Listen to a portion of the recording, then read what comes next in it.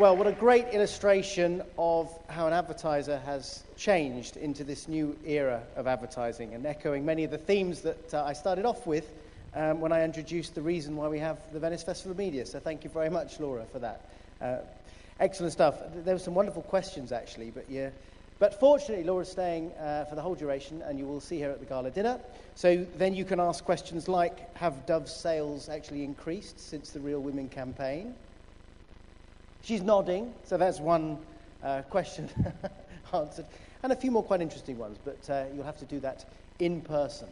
Okay, moving swiftly on, we've rather cunningly, as I'm sure you might have noticed, now followed that presentation up with the Global Head of Media for Procter & Gamble, who's also the President of the World Federation of Advertisers.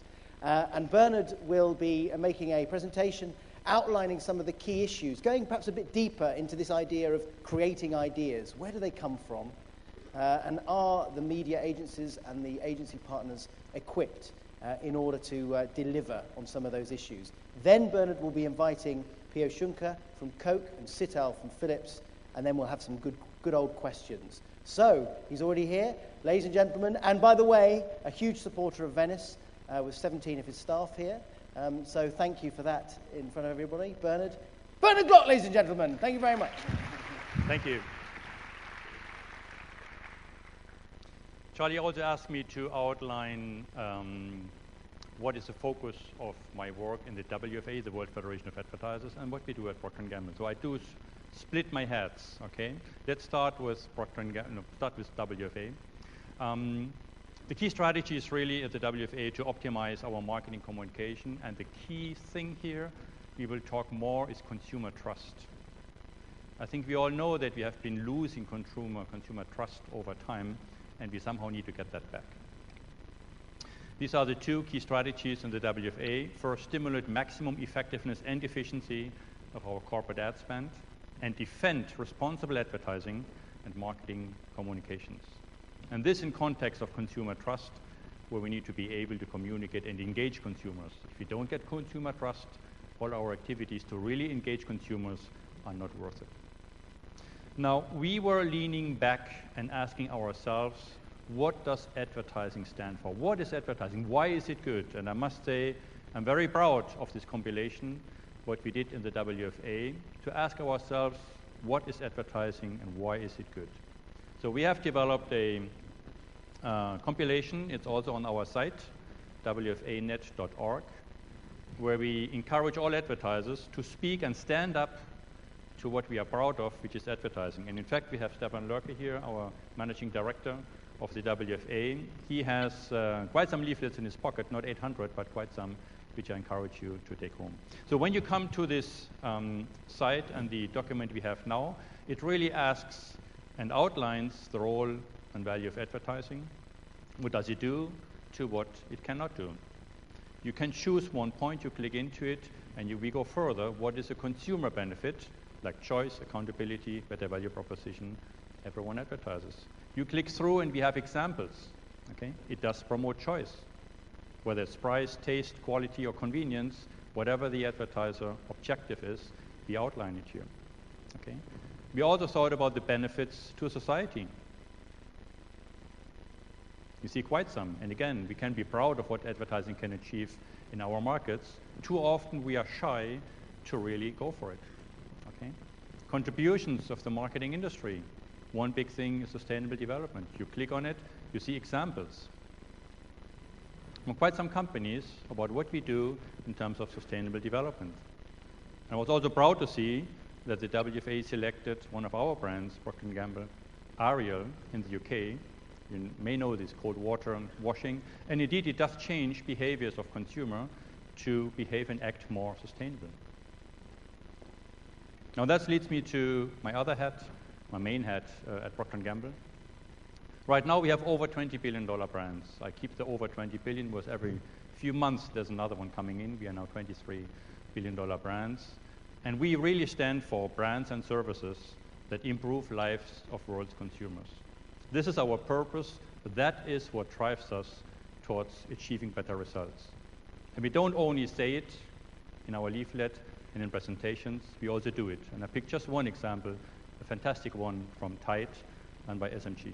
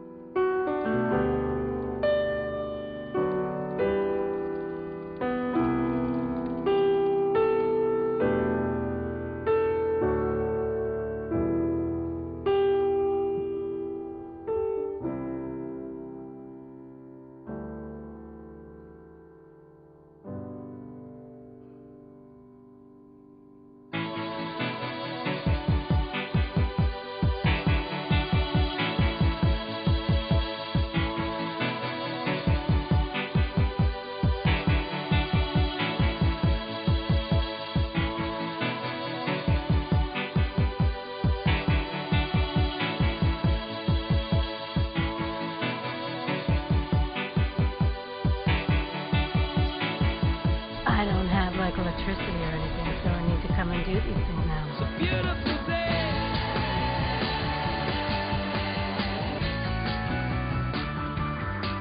We're back, and we really wanted to do more than just clean laundry.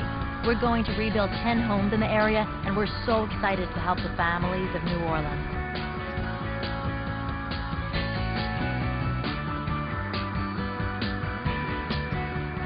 Tide is helping to sponsor the performance I'm doing tonight at the Jazz Festival, and they're using the money to help build homes. It's great that we're welcoming this wonderful family, the Hamptons, into their new home.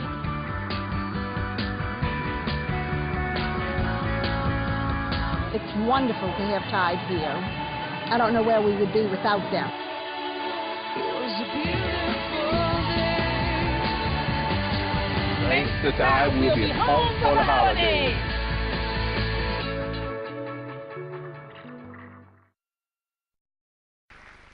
Thank you.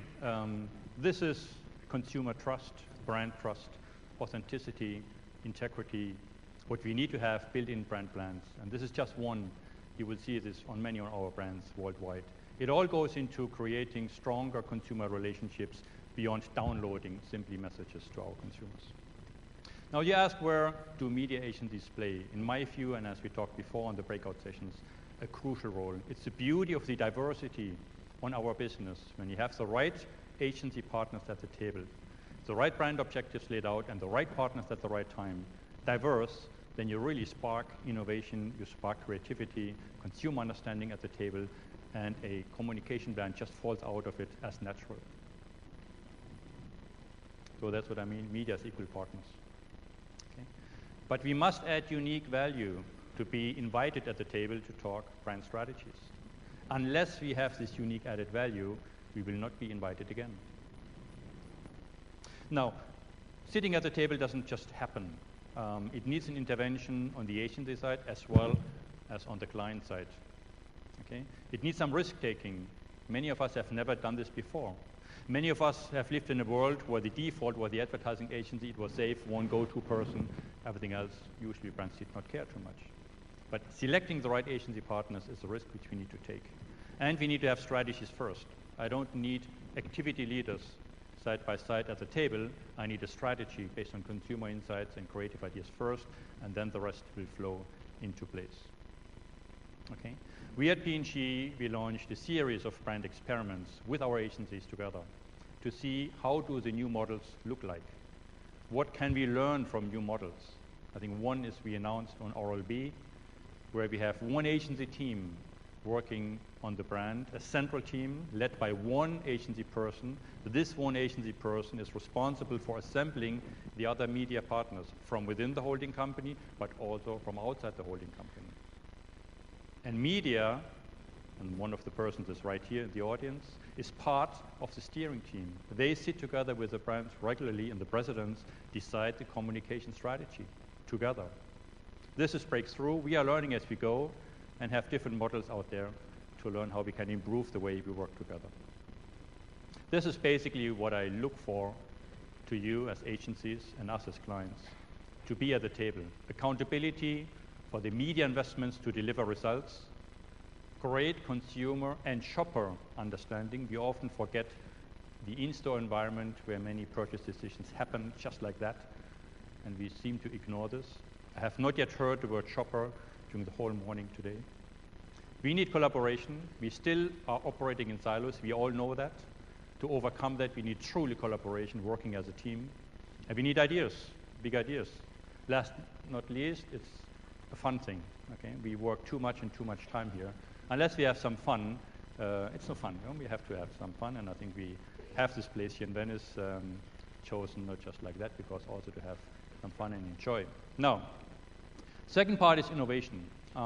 At Procter & Gamble, I want to be very clear, every innovative idea comes to life from a single person who wants to improve lives.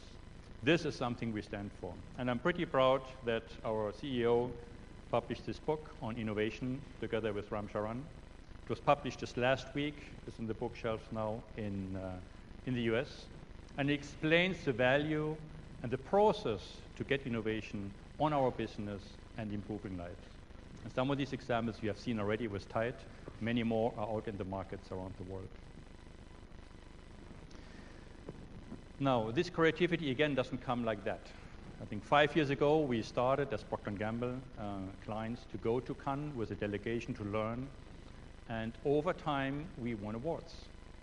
Right from the beginning, we focused the agencies on creativity and win awards in Cannes. Last year, we came home with 14. Next year, we will see. This was just part of the efforts and the interventions we did in our company to get insight and aspiration and a challenge towards creativity, be a magnet for talent, and have our agencies be proud of their work, which they can be. So watch this space. I hope you will see much more coming from Procter & Gamble. Thank you for that.